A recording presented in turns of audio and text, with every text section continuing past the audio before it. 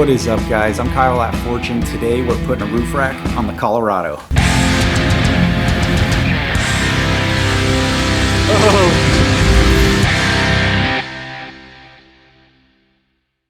So you see a lot of SUVs and you see a lot of cars with roof racks on them because the cargo is usually just a little bit too big, or maybe they ran out of space on the inside and they need to put that cargo on the roof. Well, it's not too much different for us. Although we have a crew cab and a truck bed, we're still gonna run out of room when we go on those long trips, especially when we have all of our bags and things we need to keep dry on the inside of the truck. Everything else in the truck bed is gonna fill up quickly as well. We're hoping to get some type of drawer system or cover in there eventually, but we always want to have as much room as we can to store our cargo. So part of that is going to go on the roof.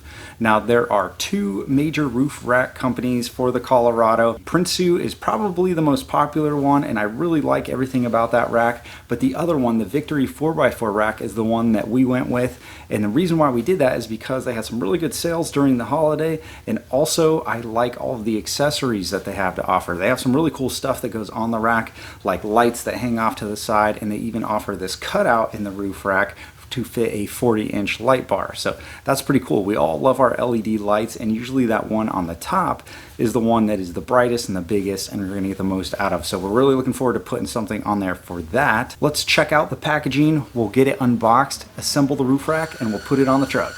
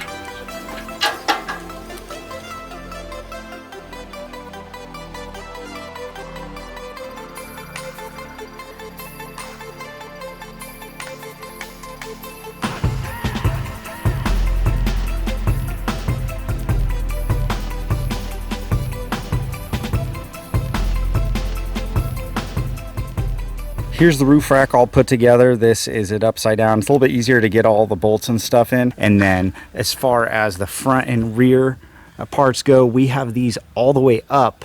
So when we put it on the truck, only these mounts are gonna touch. And that way we don't risk, hitting it on the paint of the truck. So in the directions, it says that these mounts are labeled R for rear and F for front, but mine didn't have that on there. There must have been some changes since those directions were written. They're actually just two different sizes. These ones in the back are a little bit wider than the ones in the front. And the holes are just holes. There's no slots, so they only fit in one side. And then you're gonna wanna put the slotted side on the inside of the rack here. That way you can move it up and down. Once again, we've got ours all the way down. That way, when we put it on, none of these rails are going to be touching the truck. That way we're not scraping up any paint or anything. And then later on, when we get it mounted, we can adjust those and decide what kind of height we like on here. Or do you like my new roof rack over here? Does that look cool? Is it metal? Yeah, it's metal. Does it look cool? Yeah. Can you give me a thumbs up? Thanks, dude.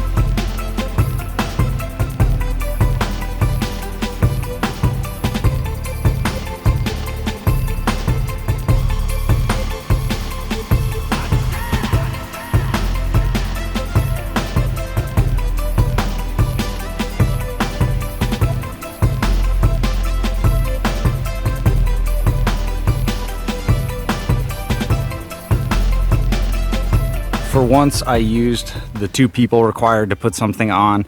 Definitely didn't want to like knock a window out or scrape up the paint on the roof, so had the wife help me throw this on there. Got the thumbs up from the kiddo, so we're moving on. I ended up loosening up all of these bolts and the mounting ones to get it as low as possible because I decided to mount it a little bit more forward than what the manufacturer recommends, and you're supposed to mount this just forward of that second one. Well, I measured it out and I'm 1.75 inches forward of both, and the reason why I did that is I think it just looks a lot better, and I'm hoping it's going to be a little bit better with the wind resistance right here. It's just so it's a better slope going up and hopefully won't get any vibrations. But also the beds on these trucks are kind of raked forward like that, and the further back this is, the harder it is to get it to be level or similar to the bed angle. So that's why I moved it forward. I think it looks a little bit better like that.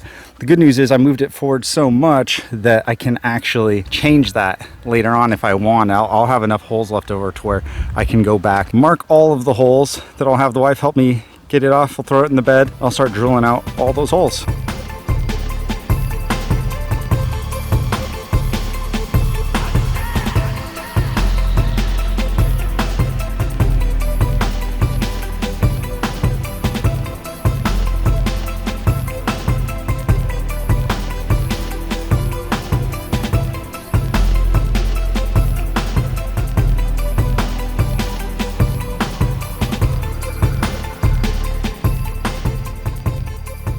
All right, so this is where the video starts to slow down. We were making really good progress until this point, and this is where you get a 1/8 inch drill bit and you start drilling all of your pilot holes. Unfortunately for me, I ran into some big snags, and I take 100% of this on me because I didn't follow the directions. I ended up moving that rack 1.75 inches forward, and I'm not sure if that's what really impacted the drilling. Maybe if I left it in the correct spot, I wouldn't have had this issue, but the drilling for me took, no joke, probably about 4 days to do, just the pilot holes. I went through not a lot of drill bits. I had some quality Irwin drill bits that were for hardened steel. I was using some oil as a lubricant, and I was going really slow as the drill would go, and I wasn't putting a lot of pressure on it. I was just letting it eat. It took me, no joke, 2 hours per pilot hole getting through that roof.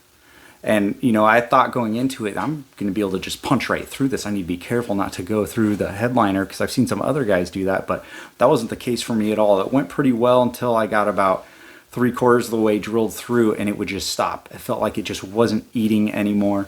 I tried to use a step bit on that part, and it didn't work either, and there was no way around it. I just had to keep going, slow, moderate pressure, and let it eat, and it took me 2 hours per hole. So very long time. I'm not saying I was outside for 2 hours. I'm saying drilling for 2 hours. So it ended up taking me like a total of 4 days to get this done, which is a really long time.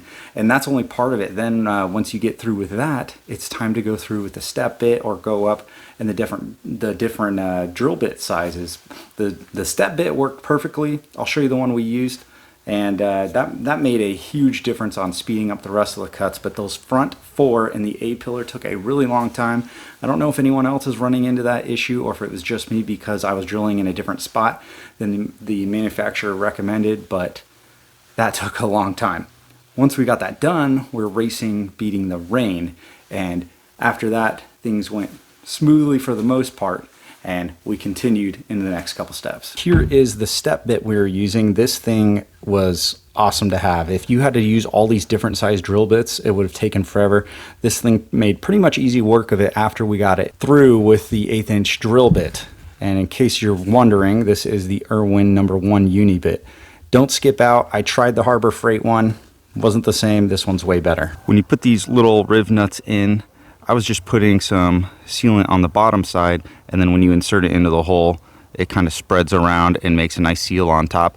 That wasn't enough for me. I actually ended up putting a little bit more around the perimeter here just to really make sure it's sealed up and nothing's gonna get in there. I also put these bolts back in while we were drilling the other ones, just in case it rained or there was any moisture out there. Wasn't gonna get anything in there. The next thing we need to do is unscrew these. We're gonna put a little bit more sealant on here just to fill in this gap right here. We're gonna set the rack down on here and then tighten these bolts down. All right, we're gonna take the antenna off here, so a little bit easier to put the rack on. See how much this interferes with the cargo room of it. This was my first time using the Permatex Ultra Black in the can. I've never used this before, and now I can't go back. If you've ever used the little roll-up container that you have to push out, it is horrible. I really don't enjoy using that, but this, you just pull the trigger. I think I've got it on the smallest setting and it is just perfect. Can't recommend this stuff enough. If you're gonna do this install, make sure you grab one of these. This thing's money.